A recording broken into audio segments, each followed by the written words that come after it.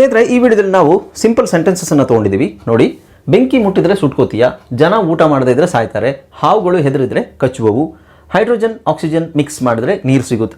So ಇದೆಲ್ಲ ಏನು ಗೊತ್ತಾ, ಸಿಂಪಲ್ ಸೆಂಟೆನ್ಸಸ್. ಇದರಲ್ಲಿ ಏನಿದೆಯಪ್ಪ ಅಂಥದ್ದು, ಏನಿದೆ ಇದರಲ್ಲಿ, ಇದನ್ನು ಯಾಕೆ ಇವರು ಹೇಳ್ತಾ ಇದ್ದಾರೆ ಅಂತ ಕೇಳ್ತೀರಾ? Yes, it seems to be simple, but ಇದರಲ್ಲಿ ಸಣ್ಣ ಗ್ರಾಮ್ಯಾಟಿಕಲ್ ನುವಾನ್ಸಸ್ ಇದೆ, ಅಂದರೆ ಡೀಟೇಲ್ಸ್ ಇದೆ. ಓಕೆ, ಸೊ ಇದು ಯಾಕೆ ನಾವು ಹೀಗೆ ಹೇಳಬೇಕು? ಕನ್ನಡದಲ್ಲಿ ಸ್ವಲ್ಪ ಆಚೆ ಹೇಳಿದ್ರೂ ಪರವಾಗಿಲ್ಲ, ಬಟ್ ಇಂಗ್ಲೀಷಲ್ಲಿ ಇದನ್ನು ಕರೆಕ್ಟಾಗಿ ಆ್ಯಸ್ ಇಟ್ ಈಸ್ ಗ್ರಾಮ್ಯಾಟಿಕಲ್ ಆಗಿ ಹೇಳಬೇಕು, ಇಲ್ಲ ಅಂದರೆ ಇದರ ಮೀನಿಂಗ್ ಚೇಂಜ್ ಆಗುತ್ತೆ. ಈ ವಿಡಿಯೋದಲ್ಲಿ ಇದ್ರ ಬಗ್ಗೆ ಡಿಸ್ಕಸ್ ಮಾಡೋಣ. ಓಕೆ, ಸೊ ಯಾಕೆ ಚೇಂಜ್ ಆಗುತ್ತೆ, ಏನಕ್ಕೆ ಚೇಂಜ್ ಆಗುತ್ತೆ, ಇದರ ಅವಶ್ಯಕತೆ ಏನು, ನಿಜವಾಗ್ಲೂ ಈ ಥರ ನಾವು ಹೇಳಲೇಬೇಕಾ, ಇದೆಲ್ಲ ನಾವು ಈ ವಿಡಿಯೋದಲ್ಲಿ ಡಿಸ್ಕಸ್ ಮಾಡೋಣ. ನಮಸ್ಕಾರ ಸ್ನೇಹಿತರೆ, ನಾನು ನಿಮ್ಮ ಇಂಗ್ಲೀಷ್ ಟ್ರೈನರ್ ಅನಿಲ್ ಕುಮಾರ್. ಬನ್ನಿ ಇಂಗ್ಲೀಷ್ ಕಲಿಯೋಣ ಚಾನಲ್ಗೆ ಮತ್ತೊಮ್ಮೆ ಸ್ವಾಗತ. ಸ್ನೇಹಿತರೆ, ನೀವು ಚಾನಲ್ಗೆ ಹೊಸಬರಾಗಿದ್ದರೆ ದಯವಿಟ್ಟು ಚಾನಲ್ನ ಸಬ್ಸ್ಕ್ರೈಬ್ ಮಾಡಿದ್ರೆ ಮರಿಬೇಡಿ. ಹಾಗೆ ಪಕ್ಕದಲ್ಲಿರೋ ಬೆಲ್ ಐಕಾನ್ ಕ್ಲಿಕ್ ಮಾಡಿ. ನಾವು ಹಾಕುವ ಎಲ್ಲ ವಿಡಿಯೋಗಳು ನಿಮಗೆ ನೋಟಿಫಿಕೇಶನ್ ಮುಖಾಂತರ ನಿಮ್ಮ ಸೆಲ್ ಫೋನ್ಗೆ ಬರುತ್ತೆ. ಜಸ್ಟ್ ನೋಟಿಫಿಕೇಶನ್ ಕ್ಲಿಕ್ ಮಾಡಿ. I am ready to teach you English. ಸ್ನೇಹಿತರೆ, ಈ ವಿಡಿಯೋವನ್ನು ದಯವಿಟ್ಟು ಕೊನೆ ತನಕ ನೋಡಿ, ಬಿಕಾಸ್ ಇದು ನೋಡಲಿಕ್ಕೆ ಸಿಂಪಲ್ ಆಗಿದೆ, but it is very useful. ನೀವು ಇದರ ಕರೆಕ್ಟಾಗಿ ಇದನ್ನು ತಿಳ್ಕೊಂಡ್ರೆ ನೀವು ಮಿಸ್ಟೇಕ್ಸ್ ಮಾಡೋದಿಲ್ಲ, ಗ್ರಾಮ್ಯಾಟಿಕಲ್ ಆಗಿ ನೀವು ಮಿಸ್ಟೇಕ್ಸ್ ಮಾಡೋದಿಲ್ಲ, which helps you for your fluency, right? Okay, so and ಈ ವಿಡಿಯೋನ ಶೇರ್ ಮಾಡಿ. ನಿಮಗೆ ಏನಾದರೂ ಡೌಟ್ ಇದ್ದರೆ ಆಬ್ವಿಯಸ್ಲಿ ನೀವು ಕಮೆಂಟ್ ಸೆಕ್ಷನಲ್ಲಿ ಕಮೆಂಟ್ ಮಾಡಿ. All right, without any further do, let's get started.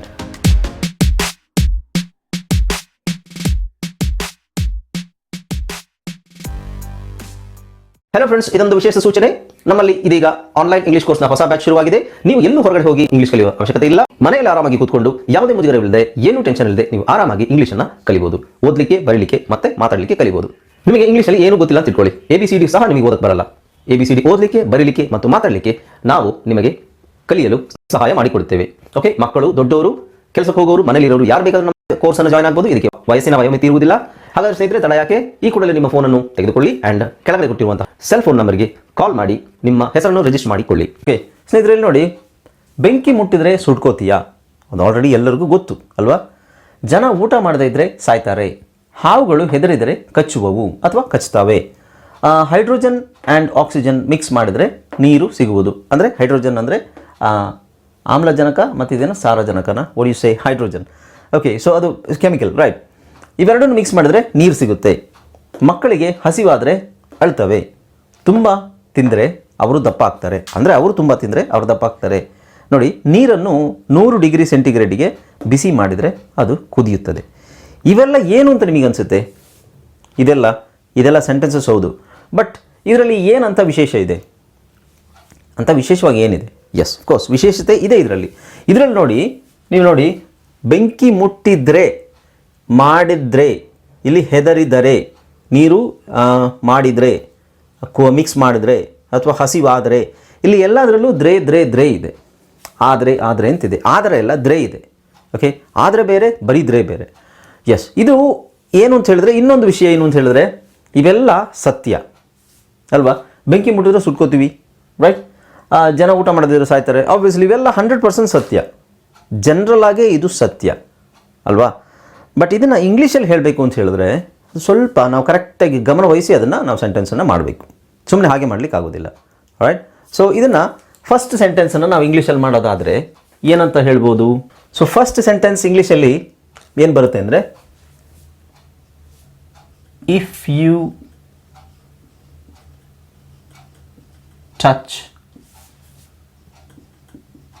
Fire, if you touch fire you get burned. If you touch fire you get burned ಅಂದರೆ ನೀನು ಬೆಂಕಿ ಮುಟ್ಟಿದ್ರೆ ಸುಟ್ಕೋತೀಯಾ, you get burned. Okay, so ಈ ಥರ ಬರುತ್ತೆ ನೋಡಿದೆ, if you touch fire you get burned, right? ಇದನ್ನು ಹೇಳ್ತೀನಿ, ಬರೆದು ಬಿಡ್ತೀನಿ ಫಸ್ಟಿಗೆ. ಜನ ಊಟ ಮಾಡದೇ ಇದ್ದರೆ ಸಾಯ್ತಾರೆ. ಇಫ್ ಪೀಪಲ್, ಜನ, if people don't eat, if people don't eat ಏನಾಗುತ್ತೆ? ಸಾಯ್ತಾರೆ. They die.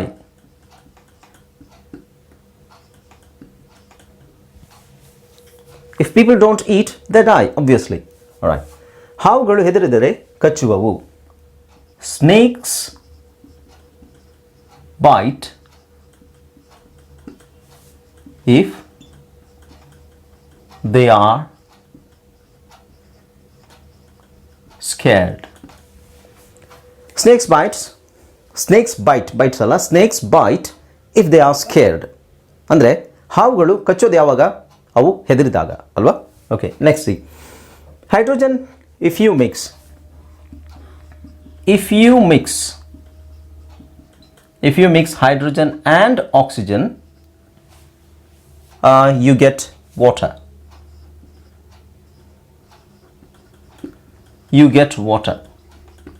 If you mix hydrogen and oxygen, you get water. Next ಯಾವುದು? ಮಕ್ಕಳಿಗೆ ಹಸಿವಾದರೆ ಅಳ್ತಾವೆ. Babies cry if they are hungry.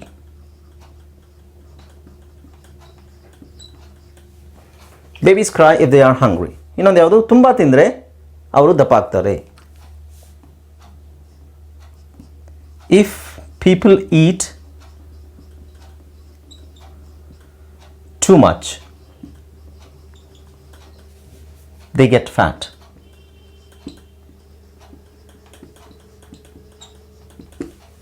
If people eat too much, they get fat. ಕೊನೆಯದು, ನೀರನ್ನು 100 ಡಿಗ್ರಿಗೆ ಬಿಸಿ ಮಾಡಿದರೆ, if you heat water to 100 degrees centigrade, it boils. ಸ್ನೇಹಿತರೆ, ಇದರಲ್ಲಿ ಅಂತ ಏನು ವಿಶೇಷತೆ ಇದೆ? ಎಲ್ಲ ಸಿಂಪಲ್ ಆಗಿದೆಯಲ್ಲ ಅಂತ ಅನ್ಕೋತೀರಾ? ಎಸ್, ಸಿಂಪಲ್ ಆಗಿದೆ. ಬಟ್ ಇಲ್ಲಿ ಒಂದು ರೂಲ್ ಅಂತ ಇದೆ. ಒಂದು ರೂಲ್ ಏನು ಗೊತ್ತಾ? ಇಲ್ಲಿ ನೋಡಿ, ಇಫ್ ಅಂತ ನಾವು ಆಲ್ರೆಡಿ ಬಳಸಿದ್ದೀವಿ. ಇಫ್ ಆದರೆ ಅಂತ. If you touch fire you get burned. Okay, so ಇಲ್ಲಿ ನೋಡಿ, ಟಚ್ ಅನ್ನೋದು it's a first form of verb. Touch is a first form of verb. Okay, if you touch fire you get burned. Alright, if people don't eat, they die. Okay, snakes bite if they are scared. Okay, if you mix, you get water. Babies cry if they are hungry. If people eat too much, they get fat. If you heat water, it boils. ಇವೆಲ್ಲ simple ಪ್ರೆಸೆಂಟಲ್ಲಿದೆ. ಅದನ್ನು ಗಮನಿಸಿದಿರಾ? ಎಲ್ಲ sentence simple ಪ್ರೆಸೆಂಟಲ್ಲೇ ಇದೆ. ಕನ್ನಡದಲ್ಲಿ ಅದು ಯಾವ ಟೆನ್ಸಲ್ಲಿದೆ ಅಂತ ನೀವೇ decide ಮಾಡ್ಬೋದು. ಮೇ ಬಿ ಅದು ಅದರಲ್ಲೇ ಇರ್ಬೋದು. ಬಟ್ ಇಲ್ಲೊಂದು ರೂಲ್ ಇದೆ ಇಂಗ್ಲೀಷಲ್ಲಿ, ಸಿಂಪಲ್ ಪ್ರೆಸೆಂಟಲ್ಲಿ ಈ ಥರ ಸೆಂಟೆನ್ಸನ್ನು ಹೇಳಬೇಕು. So if you touch fire, touch is simple present, you get burnt. If people don't eat, they die. Don't eat ಇದೆಯಲ್ಲ simple present. They die is simple present. If snakes bite, ಹಾವುಗಳು ಕಚ್ಚುತ್ತವೆ. If they are scared, are ಇದೆಯಲ್ಲ, are scared, ಅದು actually passive voice convert ಆಗುತ್ತೆ. are scared. Okay, if you mix H2O, H and O, you get water. You get water is simple present. Babies cry, ಮಕ್ಕಳು ಅಳ್ತವೆ. Babies cry ಅನ್ನೋದು simple present. Babies cry if they are hungry. People eat, if people eat too much, ಇದು simple present. They get fat. ಅವರು fat ಆಗ್ತಾರೆ, ಅಂದರೆ ದಪ್ಪ ಆಗ್ತಾರೆ ಅಂತ.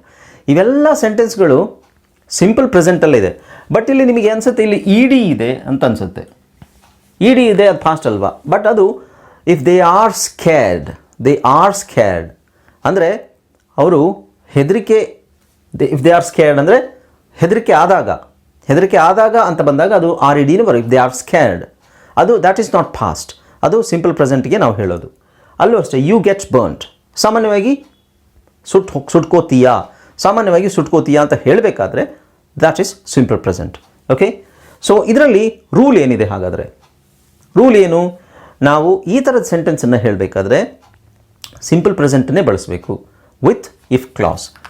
If ಅಂತ ಬಳಸಿ ದ ನಂತರ plus simple present, or you can say present simple, simple present plus again simple present.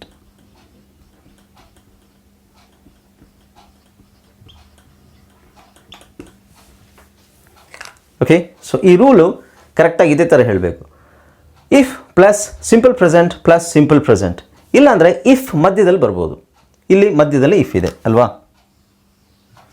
ಮಧ್ಯದಲ್ಲಿ ಬಂದ್ರೂ ಇಫ್ ದೇ ಆರ್ ಹಂಗ್ರಿ ಇದು ಸಿಂಪಲ್ ಪ್ರೆಸೆಂಟ್, ದೇ ಆರ್ ಹಂಗ್ರಿ ಇದು ಸಿಂಪಲ್ ಪ್ರೆಸೆಂಟ್, ಬೇಬೀಸ್ ಕ್ರೈ ಇದು ಸಿಂಪಲ್ ಪ್ರೆಸೆಂಟ್. ಇಫ್ ಮಧ್ಯದಲ್ಲಿ ಬರ್ಬೋದು, ಲಾಸ್ಟಲ್ಲಿ ಬರಲಿಕ್ಕಿಲ್ಲ. ಇಫ್ ಮಧ್ಯದಲ್ಲಿ ಬರ್ಬೋದು, ಇಲ್ಲ ಇಫ್ ಫಸ್ಟಿಗೆ ಬರ್ಬೋದು. ಇಲ್ಲೂ ಇಫ್ ಮಧ್ಯದಲ್ಲಿ ಬಂದಿದೆ ನೋಡಿ. ಓಕೆ, ಯಾ, ಸೊ ನೀವು ಮಧ್ಯದಲ್ಲಿ ಹಾಕೋಬೋದು. ಮಧ್ಯದಲ್ಲಿ ಹಾಕೋಬೇಕಾದ್ರೆ ಏನು ಮಾಡಬೇಕು ಅಂದರೆ ಫಸ್ಟ್ ನಾವು ಏನಾಗುತ್ತೆ, ಪರಿಣಾಮ ಏನಾಗುತ್ತೆ. ಓಕೆ, ಇದರ ಮೂಲ ಉದ್ದೇಶ ಇಷ್ಟೇ ಸ್ನೇಹಿತರೆ, ಇದರಲ್ಲಿ ಒಂದು ವಿಷಯ ನಡೆದ್ರೆ ಇನ್ನೊಂದು ವಿಷಯ ನಡೆಯುತ್ತೆ, ಇದರ ಪರಿಣಾಮ ಅದಾಗುತ್ತೆ. ಇದು ಇಲ್ಲಿ ಪರಿಣಾಮ ಏನು, ಪರಿಣಾಮ ಇದರಲ್ಲಿ ಬೇಬೀಸ್ ಕ್ರೈ ಅದೇ ಪರಿಣಾಮ, ಇಲ್ಲಿ ದಪ್ಪ ಆಗ್ತಾರೆ ದೇ ಗೆಟ್ ಫ್ಯಾಟ್ ಅದು ಪರಿಣಾಮ. ಇದು ಮಾಡಿದರೆ ಅದಾಗುತ್ತೆ, ಇದು ಮಾಡಿದ್ರೆ ಅದಾಗುತ್ತೆ. ಇಫ್ ಯು ಹೀಟ್ ವಾಟರ್ ಇದನ್ನು ಮಾಡಿದರೆ ಅದಾಗುತ್ತೆ, ಇದು ಪರಿಣಾಮ, ಇದು ಏನು ನಾವು ಮಾಡುವಂಥ ಕ್ರಿಯೆ. So cause effect, cause and effect. Cause ಇದು ಮಾಡ್ತೀವಿ, ಅಲ್ಲಿ ಎಫೆಕ್ಟ್ ಆಗುತ್ತೆ. ಓಕೆ, ಸೊ ಇದಕ್ಕೆ ನೋಡಿ. ಆಮೇಲೆ ಇದರಲ್ಲಿ ನಾನು ಹೇಳ್ದಂಗೆ ಆಲ್ಮೋಸ್ಟ್ ಎಲ್ಲದು ಸಿಂಪಲ್ ಪ್ರೆಸೆಂಟೇ ಬರಬೇಕು. That is the rule. Okay, that is the rule. ಇಲ್ಲೂ ನೋಡಿ ಎಲ್ಲ ಸಿಂಪಲ್ ಪ್ರೆಸೆಂಟಲ್ಲೇ ಇದೆ. ಅಳ್ತವೆ, ಸಿಗುವುದು, ಮಾಡಿದರೆ, ಕಚ್ಚುವವು, ಸಾಯ್ತಾರೆ, ಸುಟ್ಕೋತೀಯ, ಕುಡಿಯುತ್ತದೆ, ಆಗ್ತಾರೆ. ಓಕೆ, ಸೊ ಇದಾದರೆ ಇದಾಗುತ್ತೆ, ಅದಕ್ಕೆ ನಾವು ಇಫ್ ಅಂತ ಬಳಸ್ತೀವಿ. ಬಟ್ ಇಫ್ ಬಳಸಬೇಕಾದ್ರೆ ಸರಿಯಾಗಿ ನೋಡ್ಬೇಕು ನಾವು ಎರಡು ಸೆಂಟೆನ್ಸ್ ಕರೆಕ್ಟಾಗಿ ಬಳಸ್ತಾ ಇದ್ದೀವಾ ಅಂತ. ಇವೆಲ್ಲ ಸತ್ಯಗಳು ಅಲ್ವಾ. ಸೊ ಇಲ್ಲಿ ನಾನು ಏನೇನು ಹೇಳಿದ್ದೀನಿ ಇದೆಲ್ಲ ಸತ್ಯ, ಅಫ್ಕೋರ್ಸ್ ಎಲ್ರಿಗೂ ಗೊತ್ತಿರೋದಂಥದ್ದೇ ಸತ್ಯಗಳು.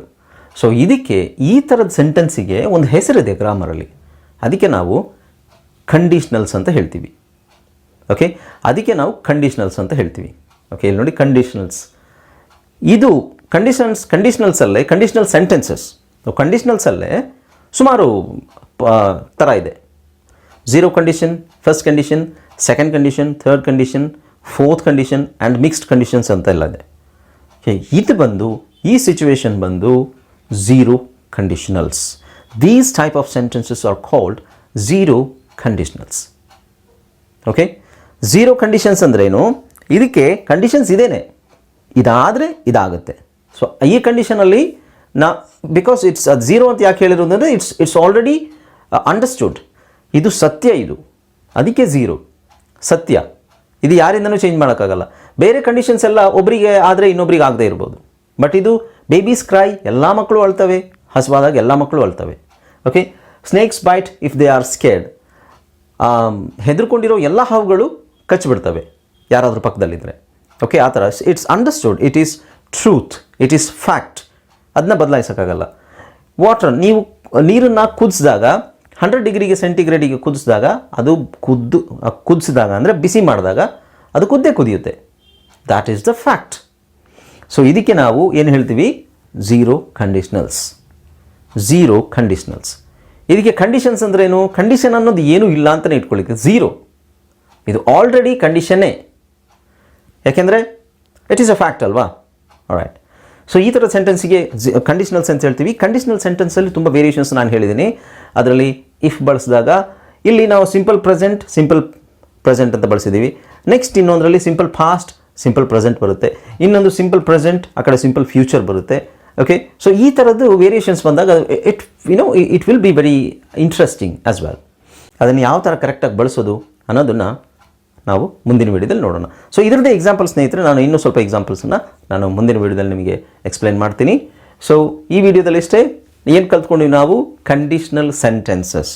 ಕಂಡೀಷ್ನಲ್ಸ್ ಅಂದ್ರೇನು, ಒಂದು ಆದರೆ ಇನ್ನೊಂದು ಆಗುತ್ತೆ, ಒಂದು ವಿಷಯ ಆದರೆ ಅದರ ಪರಿಣಾಮವಾಗಿ ಇನ್ನೊಂದು ವಿಷಯ ಆಗುತ್ತೆ, ಅದರ ಪರಿಣಾಮವಾಗಿ ಇನ್ನೊಂದು ವಿಷಯ ಆಗುತ್ತೆ. ಸೊ ಈಗ ಅದರಲ್ಲಿ ನಾವು ಬಳಸಬೇಕಾಗಿರೋ ಪದ ಏನು, ಇಫ್ ಅಂತ. ಇಫ್ ಕ್ಲಾಸ್, ಇಫ್ ಅಂತ ನಾವು ಖಂಡಿತ ಬಳಸಲೇಬೇಕು. ಇಫ್ ಬದಲಿಗೆ ನಾವು ವೆನ್ ಅಂತ ಯೂಸ್ ಮಾಡ್ಬೋದು, ಬಟ್ ಅದು ನೆಕ್ಸ್ಟ್ ಕ್ಲಾಸಲ್ಲಿ ನಾನು ಹೇಳ್ತೀನಿ. ಓಕೆ, ಸೊ ಈ ವಿಡಿಯೋದಲ್ಲಿ ಇಷ್ಟೇ ಸಾಕು ಸ್ನೇಹಿತರೆ. ಇದನ್ನು ಅರ್ಥ ಮಾಡ್ಕೊಂಡಿದ್ದೀರಾ ಅನ್ಕೋತೀನಿ ನಾನು, ಯಾಕೆಂದರೆ ಅದೇನು ಅಂಥ ಕಾಂಪ್ಲಿಕೇಟೆಡ್ ಅಥವಾ ಟಫ್ ಟಾಪಿಕ್ ಏನಲ್ಲ. ಐ ಥಿಂಕ್ ಸೊ, ಯಾಕೆಂದರೆ ಇಟ್ಸ್ ವೆರಿ ಸಿಂಪಲ್. ನಿಮಗೆ ಸಿಂಪಲ್ ಪ್ರೆಸೆಂಟ್ ಇದೆಲ್ಲ ಗೊತ್ತಿದ್ದರೆ okay, so it's an easy topic I guess. Okay, so ಇದರಲ್ಲಿ ನೀವು ತಿಳ್ಕೊಂಡಿರೋದೇನು, if plus simple present plus simple present. Okay, so next change ಆಗ್ಬೋದು, next ಕಂಡೀಷನಿಗೆ ಚೇಂಜ್ ಆಗ್ಬೋದು, ಕಂಡೀಷನಿಗೆ ತಕ್ಕಂತೆ ಚೇಂಜ್ ಆಗುತ್ತೆ. ಕಂಡೀಷನ್ ಹೆಂಗೆ ಚೇಂಜ್ ಆಗುತ್ತೆ, ಇಲ್ಲಿ ಕಂಡೀಷನ್ ಚೇಂಜ್ ಆದರೆ ಇಲ್ಲಿ ಚೇಂಜ್ ಆಗುತ್ತೆ. ಸೊ ಇಲ್ಲಿ ನಾವು ಯಾವ ಥರ ತೊಗೋತೀವಿ ಅದಕ್ಕೆ ತಕ್ಕಂತೆ ಆ ಕಡೆ ಚೇಂಜ್ ಆಗುತ್ತೆ.